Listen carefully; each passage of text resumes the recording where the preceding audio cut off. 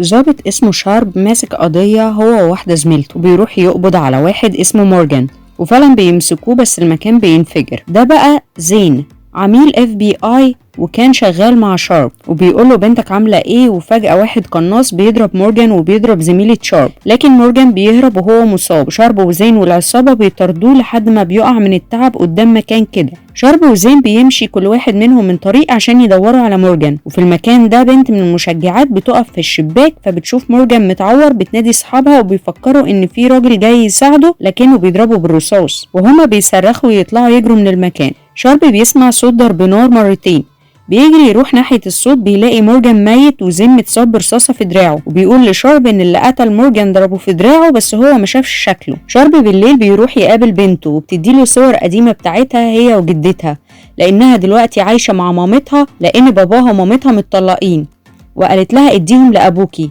وبيجيله تليفون وبيضطر يسيبها عشان شغله، وهي بتزعل لكن مش بتقوله. بيروح القسم رئيسه بيقوله ان الشهود عبارة عن 5 بنات مشجعات كانوا في مكان الجريمة وشافوا القاتل. بيدخل يقابلهم عشان يعرف منهم مواصفات القاتل، فواحدة بتقوله كان أمور، والتانية بتقوله ده مقرف، واحدة بتقوله كان طويل، وواحدة بتقوله ده كان قصير، وواحدة بتقول كان أسمر، وواحدة بتقول كان أشقر، وواحدة بتعيط ومنهارة، وواحدة بتقول بشنب، وواحدة بتقول كان من غير شنب. بيجيبوا لهم صور المجرمين بيقعدوا يتفرجوا عليهم، وكل واحدة تقول ده عاجبني وده أمور، ورئيس القسم وشارب هيتشلوا منهم. وعشان القضية ليها علاقة بواحد اسمه كورتلاند ومورجان كان الشاهد عليه، فالناس بقوا خايفين على البنات، علشان كده البنات عارفين مين القاتل، فعينوا شارب لحمايتهم لحد ما يلاقوا القاتل، وبياخدهم في عربية وبيقول لهم اربطوا أحزمة الأمان، أنا ما عنديش هزار. بيتم الإفراج عن كورتلاند لعدم كفاية الأدلة، وبيطلع يتصل بزين ويقول له اتخلص من الشهود احسن لك، فقال له ماشي.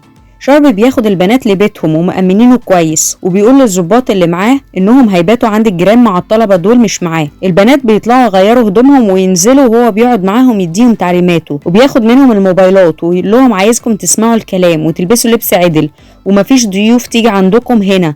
وهم بيقولوا له طب وحصصنا ودروسنا وعندنا مباراة يوم السبت، وبالعافية بيوافق على مروحهم للمباراة، وبيروح هو معاهم عشان يأمنهم.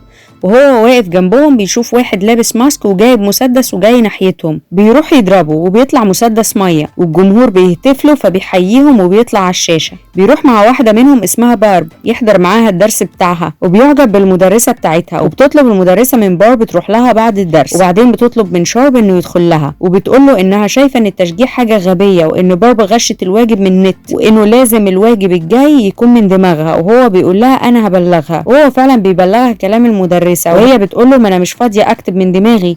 وطول ما هي ماشية تسلم على زمايلها، وهو بيقول لها معجبينك كتير قوي، فبتقول له سيبك منهم وتعالى نهرب انا وانت. وهو بيقول لها بس اكتبي واجبك الاول بس عشان تفضلي عايشة جسديا ودراسيا. وهي بتقول له شكلك معجب بيا صح؟ فهو بيقول لها لا طبعا. وبسبب انهم طول الوقت لابسين من غير هدوم، فهو بيروح يركب لهم جهاز تكييف ويقلل الحرارة خالص عشان يلبسوا هدوم اكتر. وهما بيجيبوا له صورة ويقولوا له هنلبس زي الصورة دي ونزود شوية في اللبس، وهو بيقول لهم لا هتغطوا المناطق دي ودي ودي، وهما بيفصلوا لحد ما بيوصلوا لاتفاق. زين بيروح لرئيس شارب عشان يعرف مين الشهود ومكانهم، والرئيس مش بيرضى يقوله، وبيتصل بشارب وبيقول له ان زين عامل مشاكل عشان عايز يعرف مكان الشهود، والمشجعات بينزلوا يقولوا له احنا خارجين، وهو بيرفض، وواحدة منهم بتصمم تخرج بيكلبشها في الكرسي، والباقيين بيهجموا عليه فبيربطهم كلهم في درابزين السلم. وهما بيقولوا له هو انت بتعاقبنا اننا بنساعد العدالة؟ طب خدنا اي حتة طب فسحنا وتقدر تحمينا فيها.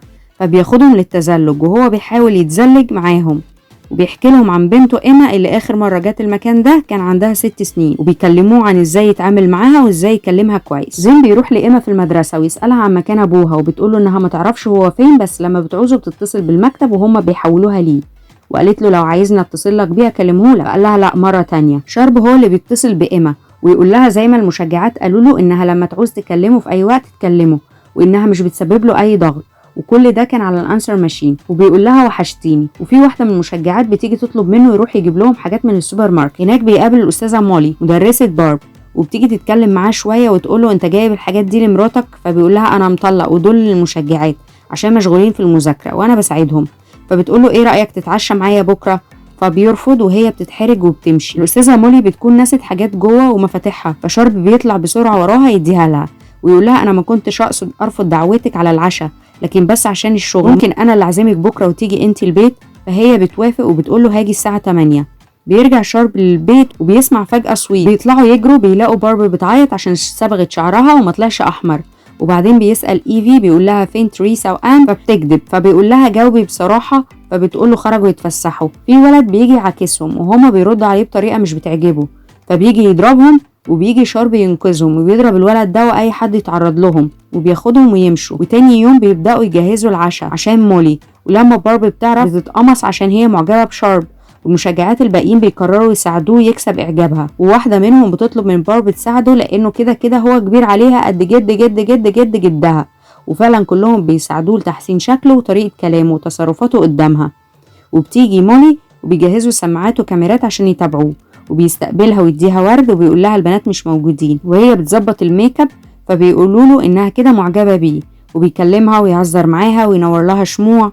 والبنات لما بيناموا ومولي بتقضي السهرة الرومانسية دي معاه بتكلموا عن نفسها وهو بيكلمها عن نفسه، وكمان بيشغل لها موسيقى وبيرقصوا سوا. وتاني يوم ايفي بتتصل على ايما وبتقول لها انها تعرف باباها عايزة تقابلها وتتكلم معاها، بس بكرة عندهم مهرجان، وبيكون زين مراقب تليفون ايما وبيعرف كل حاجة. وتاني يوم بيروحوا المهرجان، وبعد ما بينتهي ويجوا يركبوا العربية، شارب بيلاحظ ان في سلك نازل من العربية، وبيبص بيلاقي قنبلة تحت العربية، فبينزلهم بسرعة، وواحدة منهم حزامها مش بيتفك، لكن شارب بينقذها قبل الانفجار ما يحصل. وفي البيت شارب بيعرف ان اللي عرف المجرم مكانهم هو مكالمة ايفي وايما، فبيقلق على ايما وبيتصل بيها، بيعرف منها ان زين عندها، وزين بيكلمه وبيكشف ورقه كله قدامه، وبيقوله انا عايز الفلوس اللي في الخزنة بتاعت مورجان اللي اتقتل، وهو عطاك مفتاحها قبل ما يموت، وتجيبها لي لوحدك. وشارب بيروح يجيب الفلوس ويروح له، وبيكون زين معاه ايما كرهينه، وبيقول لشارب حط المفاتيح بتاعه العربيه وسلاحك وموبايلك جوه الشنطه بره العربيه، يا اما هقتلها لك، وخش في العربيه كلبش نفسك جواها. وفعلا شارب بيعمل كده، وبينزل زين ياخد الشنطه ويروح يركب الاتوبيس، وبيلاقي بارب بتشاور له من ورا، وبتيجي واحده من المشجعات تفكه، وبتكون جايبه عربيه تانية عشان يحصلوا زين بيها.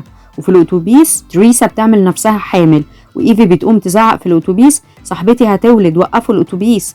وبيجوا هما نازلين، ايفي بتاخد شنطة زين عشان يلخموه شوية ويهربوا ايما، وهو بيزعق مع ايفي، والناس بتجري لما بيشوفوا معاه مسدس، وفعلا بيخرجوها من سقف الاتوبيس وبيخلوها تنط، وهو بياخد الاتوبيس ويهرب بيه. وبيوصل شارب يطمن على ايما، وبعدين بيطارد زين بالعربية لحد ما الاتوبيس بيتقلب بيه، وبيقوم زين ويحاول يهرب على المكسيك. ولما بيلاقي حرس الحدود رافعين السلاح ناحيته بيفكر يقتل شارب، لكن شارب بيضرب الرصاص على ايده بس وبيقبض عليه. وطبعا كورتلاند بيتقبض عليه كمان عشان جرايم. شارب بيتجوز مولي بعد 6 شهور، والمشجعات وبنته بيفرحوا جدا عشانهم. وبس خلاص النهاية.